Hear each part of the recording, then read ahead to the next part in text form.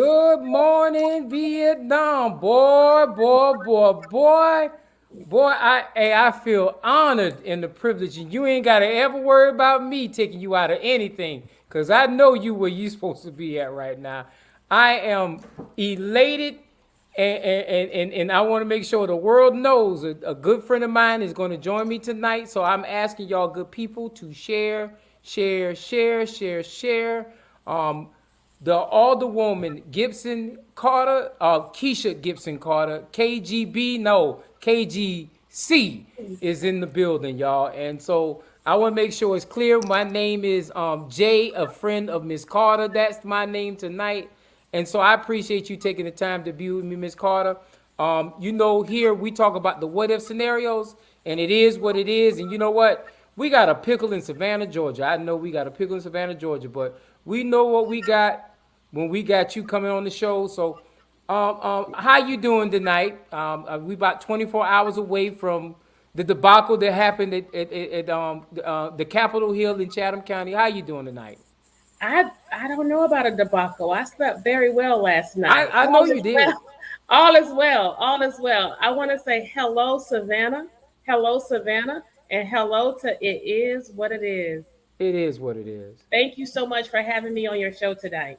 No, no problem, no problem. So basically, we go into what if scenarios, and so, what if I had to say, I don't want to break it up because I'm bad at quoting people, but it's rumor out there, WTOC, WJCL, WVAN. That's a new news station if you didn't know about WVAN. All those news stations, and y'all catch that in just a second. All these news stations they want to get to know who you are and everything like that. You ain't changed nothing since you've been in office, have you? I have not. I have So, not. so why all these people want to get to know you all of a sudden? I'm not sure. I have been doing what I'm doing now for 25 years for the citizens of Savannah, from helping victims of domestic and sexual violence, from helping youth who were members of gangs to seniors who were nutrition insecure, and homeless families with children. And so for 25 years, I have a stellar record of performance in not only serving the organizations well, but also serving the people of Savannah who are in the most need. Oh man, and I know this for a fact firsthand, working with you in the community. I think the only cleanup I've seen being done is between you and Alderwoman Blakely. Between y'all two, y'all make sure the neighborhoods get cleaned up. Y'all cleaning up some neighborhoods, and we got aldermen don't even show up to those neighborhoods. But I'm gonna leave that alone. I ain't here to pick up on anybody. Well, I'm and, gonna be. Go ahead. Go ahead. and you know that, and with regard to the cleanups, it's something that I started because I just get annoyed by the amount of trash on the streets of Savannah. So you I ain't love you ain't this got city. you ain't got OCD or nothing like that. No, I don't. I don't. Okay. I'm Okay. saying that, but if you see my house right now, it's like, but it pains me because I don't know that the city has been more Hey. littered than it is right now. But of course, Jay, as Alderwoman at Large for Post One for the city of Savannah, I didn't come to City Hall to create a cleanup campaign. I could have done that as a everyday Without the citizen. campaign, yeah. And I want to encourage our everyday citizens to join the effort and grab a picker and a bag and do the same in your neighborhood. That's among the least of my skill, but a lot of my worth and value in that I recognize that the mindset that accompanies someone who would engage in that type of behavior, it says a lot about what we have by way of a hope for the citizens of Savannah. And so that's my plank for mayor of the city of Savannah. It's to be a person who would inspire people to love Savannah. I want Savannahans to love Savannah as much as the people who visit here, as much as the people who tour here, and as much as the people who work here and leave and go back home. In addition, I want to be your advocate. As your advocate, I will speak up and speak out on behalf of the people of Savannah in the places where you are not, where it's most important. And I want to be an accessible public servant. I'm not a politician, Jay. I said that throughout the campaign Yeah. trail in 2019. I'm a public servant. With my mixed array of experience in the vast social services continuums, I bring a unique set of skills and abilities to this table that's much different. You know, there isn't often that you hear a politician advocating for nonprofit organizations. It isn't often that you hear a politician advocating for support for their little league teams. And that's what you're not going to hear in this media spin this week. You won't hear how my advocacy, my voice, and my support have shepherded our city into providing, through the efforts of our new city manager, the most revenue for our little league teams, cash dollars, to provide support, in an hope that we are backdooring our way into averting crime and gun violence in our community. In addition, we were very instrumental in making sure that every single nonprofit organization that petitioned the city for funding through our CDBG dollars and through our community services dollars, they got exactly what they asked for. For the first time in the history of Savannah, those nonprofits got 100% of what they asked for. I'm really excited to have helped to shepherd our city council into establishing an impact fee that will help some of our neighborhoods like the Highlands that are often left out with regard to support from our local government as well as our county government. And so when development starts at the Highlands, we will now have a resource whereby we can, in real time, start to build and incorporate police facilities, fire facilities, libraries, recreation facilities. That area has undergone an enormous amount of growth. And in that growth, we have not matched it with the everyday living accommodations that they need. And so that's the kind of difference I want to make. In addition, we also want to make sure that we are doing away with wasteful spending. Right now, the Arena project is the perfect example of wasteful spending. It is the single largest construction project in the history of Savannah, $165 million. Dollars. Jesus. Of that $165 million, when I came into office, it was 5 million. Then it went up to 7 million that we were devoting to parking. Now I understand that it's up to $19 million for a Wow. parking pad that we are not utilizing. That parking pad, from January of 2020 to now, we have been paying monthly toward a $550,000 lease per year over a 5-year period on property that we're not purchasing, but property we are leasing. So after developing the land that is unenvironmentally safe to the tune of about $9 million, we have a remaining 4 years on the lease. We turn the property back over to its owners at Chatham Steel. So you mean to tell me we not gonna keep the property? We ain't gonna keep, you No, know. So Savannah it has loses on to the asset. That's it what you're has saying. to be the worst real estate deal in the history of the nation. Not And Savannah. was this real estate deal done during this administration or was it previous administrations? It was finalized during this administration, which means we could have changed it. We could have changed it, and there was no change. And so we want to make sure that we are doing away with that wasteful spending.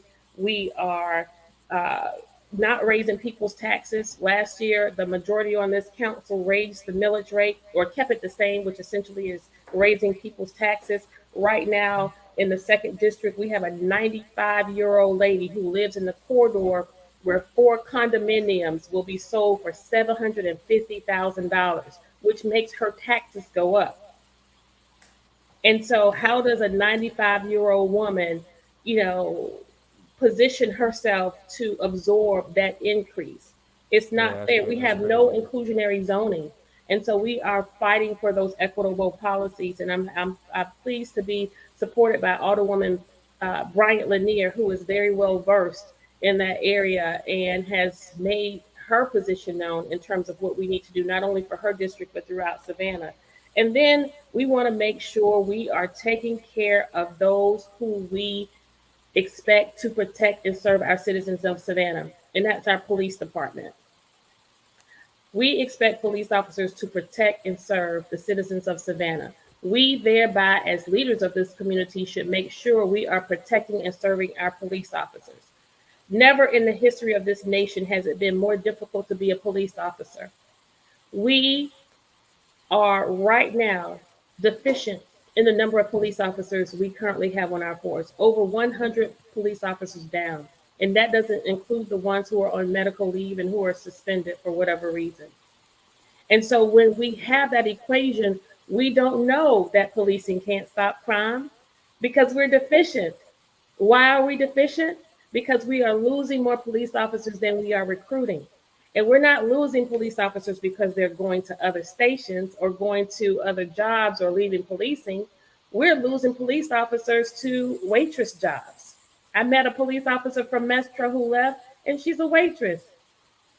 So we have a problem with leadership there. It's commonly and widely known. Throughout the city of Savannah, we have staffers who are suffering.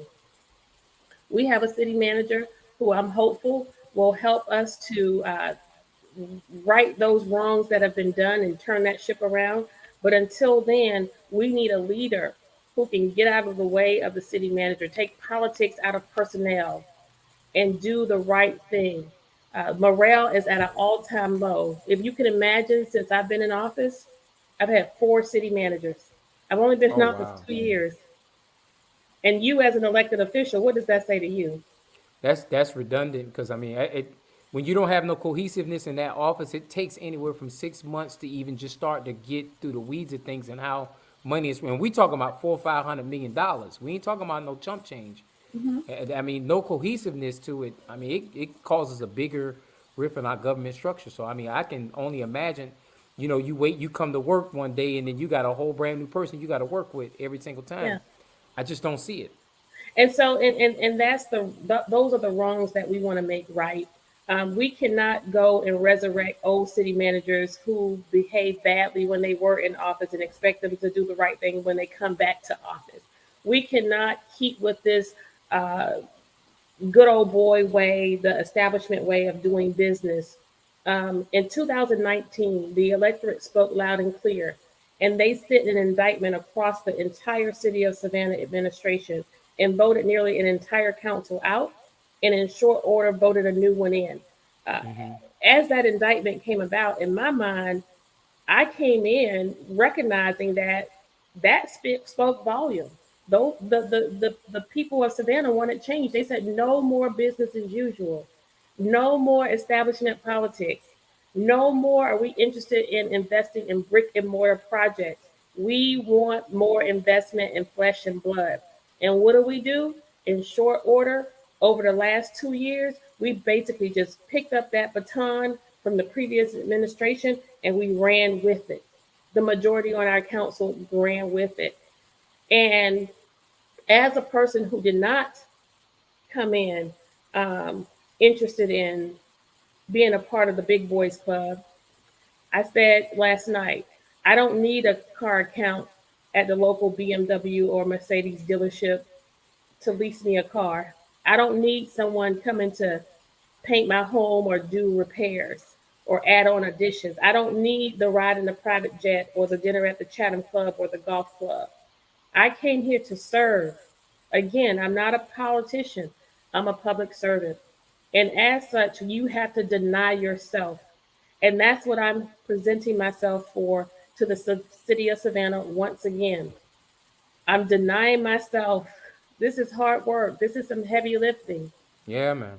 I've been the most judged, the most criticized, the most ridiculed person on council, all but for my voice. We've gone through ethics complaints, reprimands, being stripped from my role on council in the position that my counterparts voted me in. They So so actually wanted so me to be so mayor pro so tem. so so so talk about that because what if is about what it is, and we're trying to figure out why is this such a big why is it such a big deal? I mean, like I told you the other day, I'm trying to find out why it's such a big deal because you can't even fill the seat until the next term. So Right. now you exist. Now you So, don't so even what have kind somebody of to sit in what? it. So that tells you on its face, if the seat cannot be filled by virtue of the way the charter is, the rules of council are written, if it can't be filled, if you remove the person, what was the seat worth anyway? And that's what I'm trying I'm to not. figure out. I wasn't getting a stipend for it. I wasn't getting extra money You ain't for it. getting I the wasn't extra getting two paid. dollars for it or nothing like that. I No, mean, I wasn't getting $25,200. yeah, I'm you. still just getting $25,000 a year. That's it. And please remind the people, say that again, because they think that you making hundreds of thousands of dollars, No, when we talk about some people got brand new trucks and brand new side hustles and everything. We ain't gonna go there, but some people get all that extra. But you just doing the no. same thing, the I same. just look like this. Like the young people say, I just look like this. I just God is good. I'm blessed. You know. Um, but with that, it's just like with the ethics complaint. And what the media won't do is they won't follow through or tell the whole story. So the ethics complaint is filed because the alderwoman cursed out her colleagues. No, the alderwoman didn't curse out her colleagues. And this was done in executive session, It was done in right? executive session. So guess what? No one heard it except for the people who were in executive session. So it would not have been offensive to anyone had you not spilled it out. But in your spilling it out, you had to acknowledge what was it I actually said and why I said it. Okay, here you go, Jay. I'm You listening. have a 25-year stellar performer in this city. I have dedicated my life's work to the citizens of Savannah. Why on earth do you think I would come to the city of Savannah on this grand stage and all of a sudden lose my marbles or go crazy and or become ballistic and unhinged? Right? No. Why? It don't make no sense. I come to this table and because I don't sell out, because I don't take all of the perks, you have to discredit my voice because I'm crazy enough to say out loud what's really going on under that gold dome. And we had a council member who left office during the last term and Hmm. they came up with this Gold Dome Chronicles and spilled all the beans. Well, Oh, I'm not going to wait until I get out of the office you gonna because do it while what you good is in? that going to do for the people? I agree. And so we need to have these matter of fact dialogues in real time. People need to know about wasteful spending within the local government. People need to know how the city staff is being treated. People need to know that we are in a crime crisis in this city. Savannah is not safe. Savannah is not safe when you have 13 and 14-year-olds riddling 50 and 60 bullets at a time in a home where there are women and children. And make sure you say the age. Make sure you say the 13 and age. 14 years There old. you go. Savannah is not safe. And again, we don't know if policing is gonna solve the problem or help because we don't have enough police officers. Who says policing can't stop crime? If you're speeding down Abercorn and cross over Durant Avenue and you see a police officer, guess what you're gonna do? You're gonna slow down. Yeah. So we don't have the ability to saturate our communities when it comes to our police officers and to know what they really can do. And then we want to talk about equity and equity policies. And you know what? I want people to know that equity, when we start talking about equity, don't get it twisted. It's not just about black and white, brown and Yes. green. Yes. Equity is about economics. And when I talk about equity, I'm talking about holding the powerful accountable. I'm talking about making the powerful pay their fair share. Our ports, Savannah College of Art and Design, our tourism industry. It's time that we share in the wealth. And I don't want to take anything away from those people. I don't want to incorporate any punitive taxes and fees. But what I want to do is establish partnerships whereby these individuals are now investing in the community that they have benefited from for decades. What else Man. is equity? Equity is not voting against the Weeping Time property.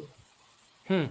It's not voting against the awful atrocity that occurred in the city of Savannah in 1859, where over 400 individuals were stripped from their family members and sold into slavery. That's what equity is. And the Equity, sad part about it, and I don't want to cut you off, but the sad part about it is we talking about the same equity And the people who are up there with you are all supposed to be part of the same political party, political structure that's fighting against critical race theory. And here we are in our own backyard as Democrats, erasing the history of the community. And so it's very important for Well, these conversations to be had. it is very important, Jay. And the thing is, for me, where I'm sitting, when it comes to party affiliation and alliance politics, that doesn't excite me. You know why? Because when it comes to your infrastructure, when it comes to whether or not we are It's black and recycling white. or not, Yeah, when it comes to your whether or not you have sidewalks in your community, when it comes to crime and blight in your community, it doesn't matter if you're Democrat, Republican, black, white, man, boy, girl. All you know at the end of the day is that you want your city services. And I how do agree. we ensure that you're getting your city services and getting them in an effective and efficient way? We are treating the city staff in a way in which they want to come to work, they want to do their jobs, they love their work, and they are given the freedom and the space and are supported by leadership who allow them to do the work. I agree. What else does equity mean? Equity also means not canceling MLK Day, but hosting St. Uh oh. Patrick's Day. Uh oh. When you do that, you automatically divide the community. One on one, neighbor to neighbor, colleague to colleague, student to student, we are far more a unified community than we are divided. It's the leaders of this community. It's the leaders of the community through their failed policies, through their failed opportunities. We create division. We create racism, much like what we have on our council. In 2019, as we enter the end of the election season, going into 2020, Van Johnson and Estella Shabazz were the most senior people on council. And they knew what 5 votes meant more than anybody coming into office. Because they were the And as seniors. Yeah. they were seniors, and as opposed to them seeking to unify us as a council so that we could be locked in step as a unified nine, the two of them raced to the finish line to get their 5. Estella failed and Van won. And in him winning, there was no looking back. No looking back. There was no intent to unify this council because it was only in the division that they would continue to get what they wanted if we did not sell out. And it's okay. It's okay for you to sell out and for you to do whatever it is that you're doing to get whatever it is that you have. If that's okay. But please don't get in my way when I call out what you're doing or when I'm advocating for my people or when I don't want to give the appearance that I'm with you in all of the foolishness. My tagline coming into office was not for sale. I am not for sale for anyone. And so in that, we come up with these pieces related to the ethics complaint, to the reprimand, to the removal of office. What does it mean? It doesn't mean a hill of beans. You know Nothing at why? all. Because I'm still here. No one can move me from this seat except for the people of Savannah. Over 11,000 people voted for me. 11,500 people voted for me to get into this seat. I was among the top two vote getters. Alderwoman Alicia Miller Blakely obtained the most votes. And so for me, I'm not a gamer. It's not about a numbers game. I don't play with people's lives. I don't play games. I don't like games. I didn't play jacks as a kid. I didn't play with dolls. I didn't play house. I didn't play hopscotch. Right now today I don't even play the radio in my car. I just don't play. Uh You know, oh. I don't play with people's lives. And so when we are talking about the lives of people in unity, we can't cancel an African American holiday and uphold an Irish holiday. How do you do that? Right? And so we want to make sure that all of our people feel like they are a part of this city and a part of her leadership. Then you have the inequity in the allocation of CARES Act funding. How in the world is it that you have in the city of Savannah that's predominantly African American You allocate resources to 50 businesses who receive up to $50,000. And of those 50 businesses, only two were African American.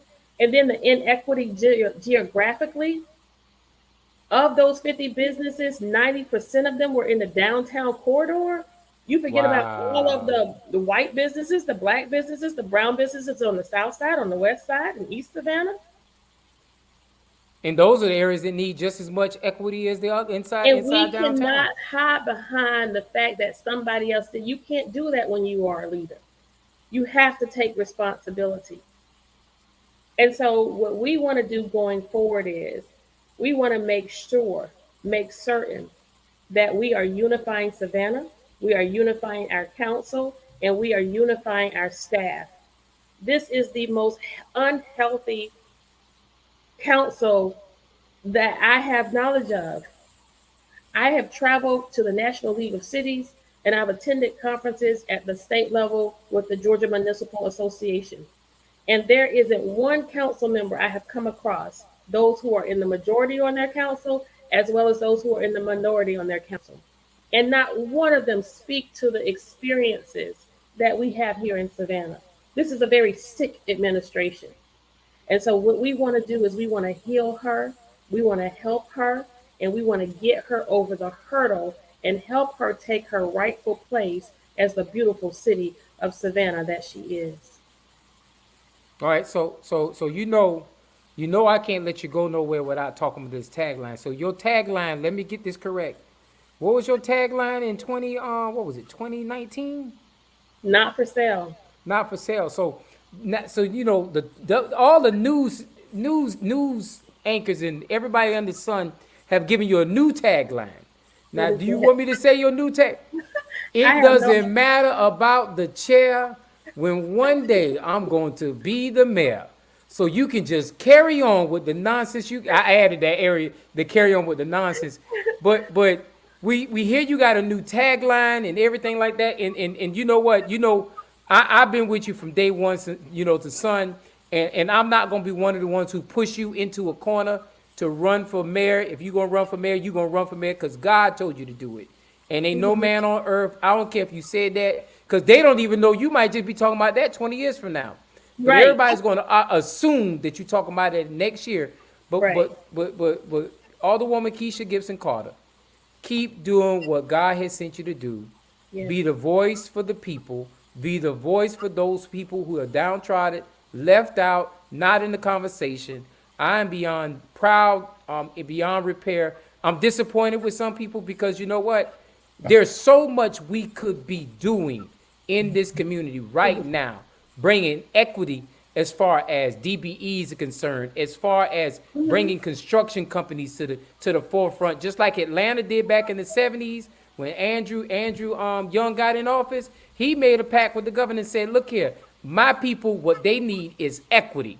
They need an opportunity to be able to do just like everybody else." And when I say that, that's not a black or white conversation.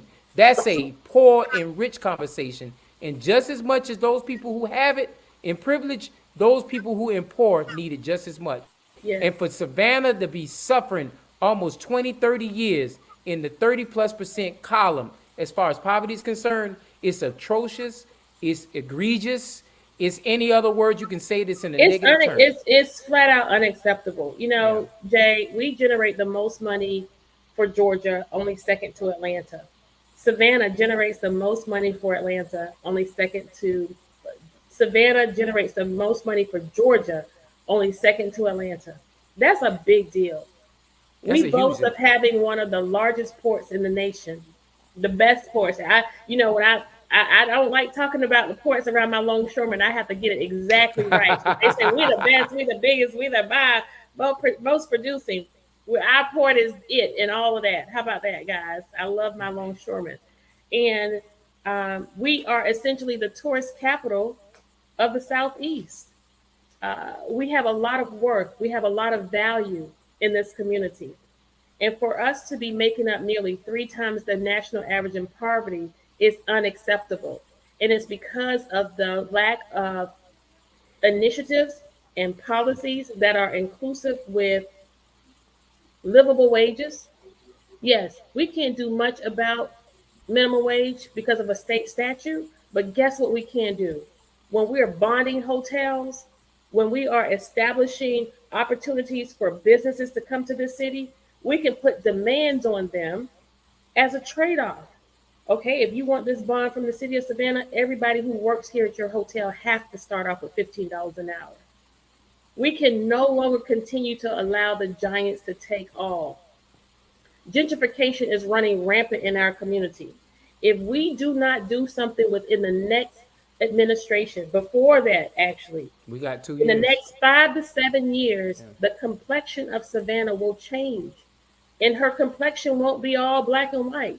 Her complexion will be green because no longer will Savannah be for the people who were born and raised here. It will be more people who come here, vacation here, have Airbnbs here, and just chill out here. That's what your Savannah will be. Inclusionary zoning. We need it and we need it now. We can't wait. Between November and January, between November of 2021 and and January of 2022, we approved over 1,000 unaffordable housing units. Over 1,000 unaffordable housing units from the east side to the downtown corridors. We just wiped out Clearview. Man. Who else is on the chopping block? And let's not talk Yamacraw. about Stillwell. Yamacraw. Don't forget about The, Yamacraw. the, the housing authority of Savannah. That place needs to be jacked up, shaken, pull the lid off, turn it upside down, and all around. We have to have a leader who will make these bold demands and not be concern about friendship, relationship, and kinship. When you're going to give $1 million on the whim to your buddy over at United Way, and we have no clue, no idea where those resources are going, no, you can't do that.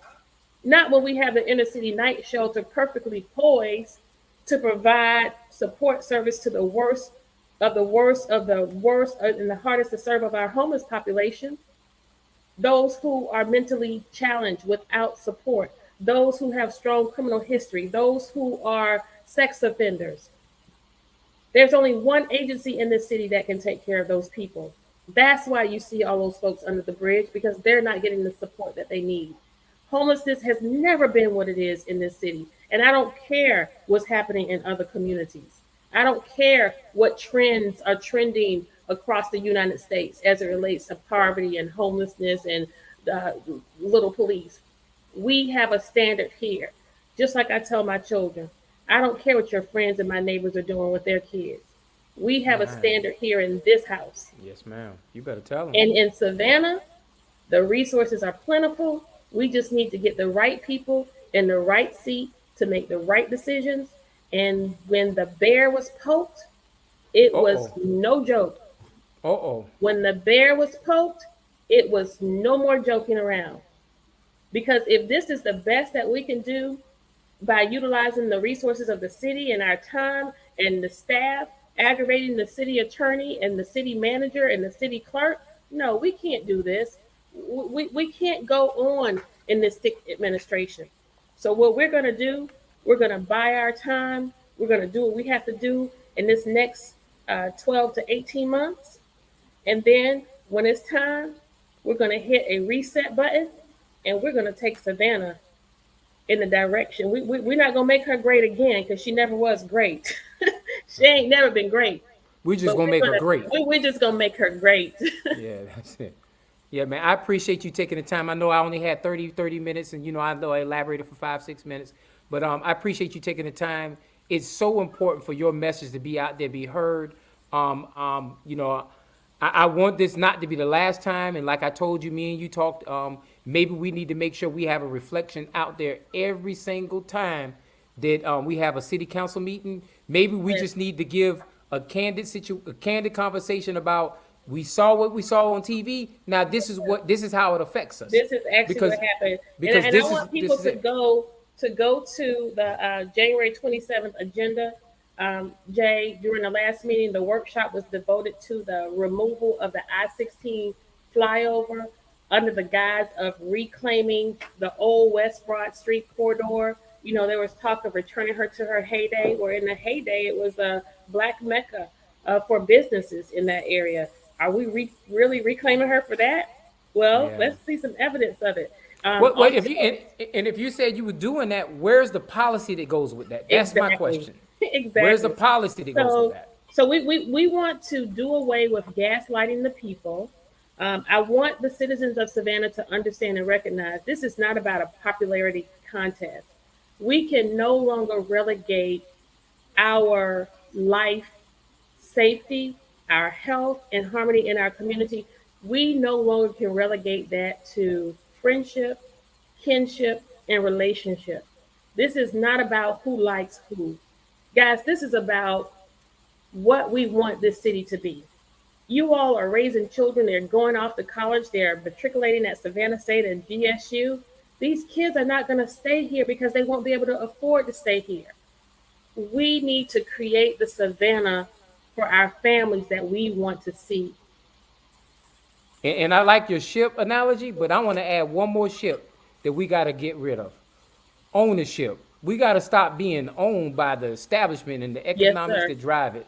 And so we need to make sure the ownership dissipates away too, so we can make sure that Savannah itself is the only true ownership of the economics and the drivers within our community, because And you that's the know only why way we're gonna that's make it great. you know why that's so important, Jay? I'm The listening. ownership piece. And this isn't popular when I say it, but I've become known for saying things that Well, people you, think well, that they're well, not you ain't courageous popular enough to anyway, say. so just go ahead and say it. The ownership piece. For decades in our city, we have had African American leadership at almost every level in the city: mayor, council members, county commissioner, commissioners. We've had black DAs, we've had black police chiefs, we have black judges. Um, we've had almost every top leader. We've had a person in every level of leadership in this city except for the sheriff, right? African Americans. Yes. But what has African Americans benefited as a result of that? And they have benefited very little because of that ownership piece. So, what I want people to stop doing for a moment is stop talking about what the white man is doing to people, because it's not fair, and start talking about what the black leaders have not done and allowed a few white men to do to people in Savannah.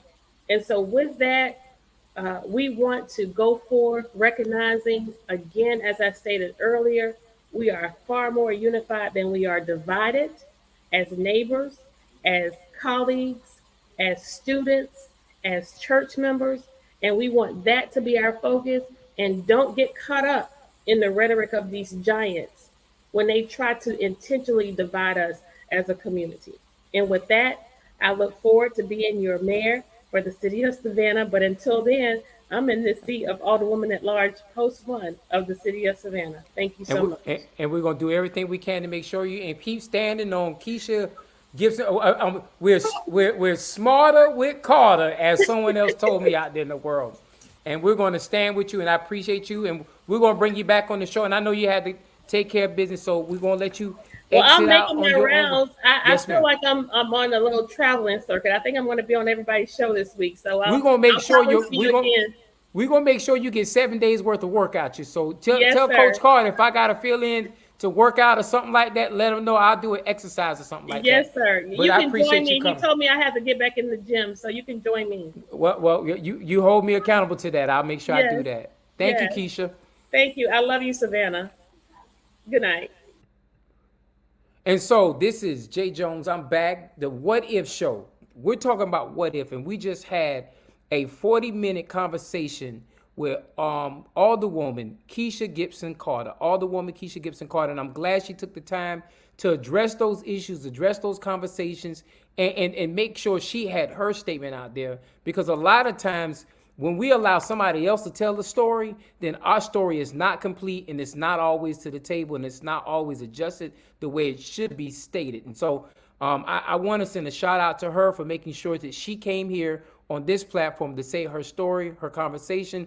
And she's a good friend of mine. We make sure we have good conversations, and it's a core group of us that have these dialogues among ourselves, because you know what we have lost track at is we no longer have those conversations in closed room doors where we can make sure that we have one unified front out there to address those issues within the confines of the city of Savannah, Chatham County, and those other surrounding communities. And so it is what it is addressing those narratives that people have a hard time making sure they want to communicate and talk about. And so what I've been doing is the what if scenario. And my what if scenario today was, what if Kesha Gibson-Carter said, she said it 3 or 4 times before, and it's been said all over the news, but what if Kesha Gibson-Carter ran for mayor? What would our city look like in Savannah, Georgia? And she's just giving you a 40-minute interlude to what that would look like and what that conversation really would be. So I appreciate y'all for taking the time to listen to this 1 hour special as far as what we want to do for Kesha Gibson-Carter and making sure her message is heard. And this public announcement, I will put this out here because I don't want my producer to get mad at me when I say this.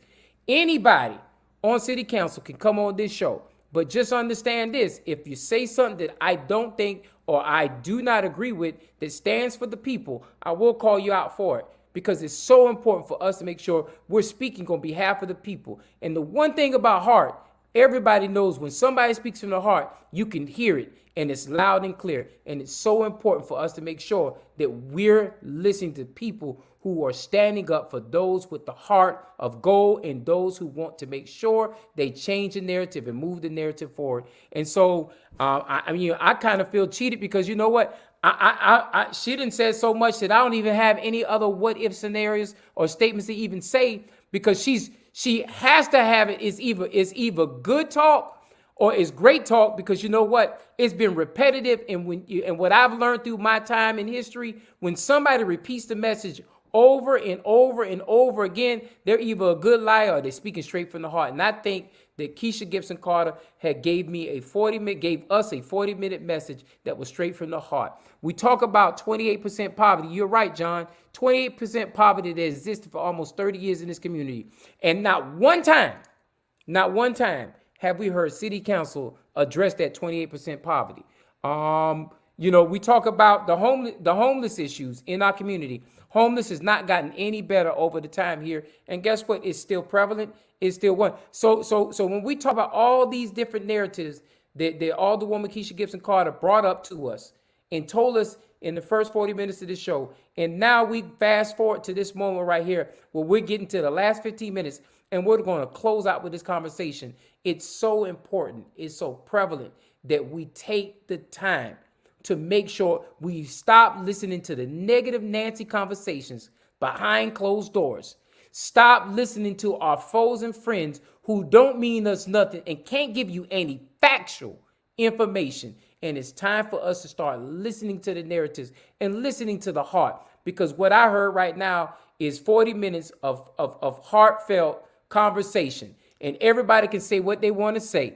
And we always want to be the first one to judge. And the sad part of it is sometimes we can't even get our own neighborhoods before we have judgment passed toward us. But it's so important for us to make sure that we get the message out there and the message is clear. And I thank you, Kesha, for yesterday when you set the record straight and you let us know what was really going on in that agenda. Because I sat in that room one point in time. I sat in that chair one point in time. And you know what's right. And you know how it's going to affect the people. But guess what? A lot of times people will sit there in that chair and have their fingers crossed and they waiting for that meal. Kesha, you know where I'm going at. They waiting for that free meal that's given to you after city council, after county commission, after those meetings. They waiting for that free meal because that free meal is probably going to be the best meal they had that week, because they don't have a meal like that at home. And so it's so important that when we have elected leadership, they're not worried about that meal after city council, after county commission, after those city meetings. They're more worried about the meal of the black community, the impoverished community, the crime community, and all these other negative Nancy communities sitting on the table, being digested and eaten alive, because guess what? We don't have time to make sure we address those issues. And so guess what? Maybe it is time for a new mayor. It's not my chance or my choice to make that decision. The people in Savannah will make that decision in 2023. Just like the people in Georgia will be making the decisions about who will be the next set of leadership across the state of Georgia. And so with me saying that, I've already set up conversations to have with the DA's office. I've already had conversations and my thing is anybody who's on the county commission, you're more than welcome to come on this conversation. I will try my best to talk to the coroner. I will try my best to even talk to the tax commissioner. I think she wants to get on here too. But it's so important for us to start having these conversations. And between today and the end of the year, you're going to talk to all kinds of people who affect your lives and who can change your narrative, whether it be for the good or for the bad. But until you step into the polls and make sure you either run for office or you step into the polls and you make sure you vote every time an election ballot person is put on the ballot, we're going to keep getting the same old gravy. And y'all know how gravy is. You don't like that gravy you was served 10 years ago, so why are you trying to play like you good with that gravy now? If you want brand new set of gravy, you need to put some brand new people who know how to cook it. Make sure that gravy tastes good on that mashed potatoes or whatever else you eating out there in this world. So with me closing out, yes, I am a friend of Miss Carter, and I support you, Miss Carter. I know you in the background watching me and everything like that as we close this whole thing out. And so I'm going to talk to my producer. I'm going to see if he can let me go 11 minutes early because you know what? I'm going to go and watch TV. And he done gave me the thumbs up, so I'm getting ready to go and watch TV. So I will say it just like this. The new quote for 2022, it doesn't matter about the chair when one day I'm going to be the mayor. So you can carry on with that foolishness. You can carry on with that mess. And you can carry on with it. I'm going to throw hey, Julius, dropping the mic. Go ahead and close us out here, man. I'll see y'all next week. Friday, it is what it is. And you don't have to get with this. What if scenarios are coming to you? And we have a whole list of shows. Tune in, follow ATR. Peace, y'all.